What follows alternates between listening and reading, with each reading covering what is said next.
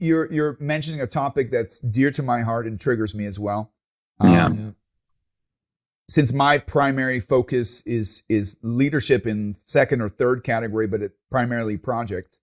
The word agile has a meaning in project management as well. And Yes. I find that 90% of executives and senior managers that I meet will use the word agility, and they will use it in the superficial understanding and emotion and context that Jeff Sutherland has in his book, where I think his book says something to the very American, how to do twice the work in half the time, which is, excuse me, I'm going to be very direct, utter bullshit.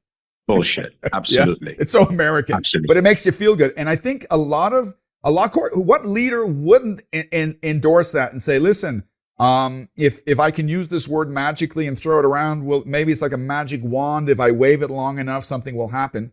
Yeah. Why it triggers me on the agile front, I'm absolutely with you. I think agile is necessary. It always has been. But if the 90% of the people that use agile, I think maybe 8% actually know what it means from a principle or from a structural or operational basis. Agility doesn't work if you're expecting everybody else to be agile, but you're not agile. Or? Yeah. What's good enough for the goose is good enough for the gander. I want you to be flexible on scope, but I'm not going to be flexible on time and on budget. Right? I'm not going to make decisions on time. What is your experience? How many leaders do you meet out there that have a deep understanding of the agile principle? Very little. And very little. With all due respect to the amazing leaders that I've worked with, and I've worked with some incredible leaders that I really look at the role models, but there are just a handful. They're in the top 5%.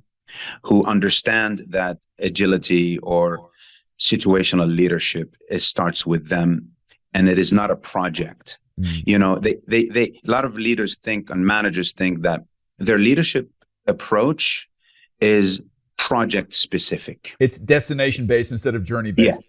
Yeah. So in this specific project with this project team, I need to be like this, and I need to show them this side. Yeah. And with this project team, because I can't afford to piss them off, I need to show them this really nice side. And with the finance team, I need to, you know what I mean? And I'm like, what are you doing, man? What are you doing? Why are you confusing people with this multiple masks that you're putting on? Why can't you be just consistent, you know, and let people know what you really are in here, rather than hide behind your complexities and your fears. Yeah. And, you know, you can see I'm very passionate about this because, if I'm not, then I wouldn't be doing what I'm doing right now, to be honest with you. And that passion translates through not just in my work and my videos, but also with my clients. So I'm hoping that people who watch this podcast would say, holy shit, I think I fall into some of those categories that Hayssam is talking about.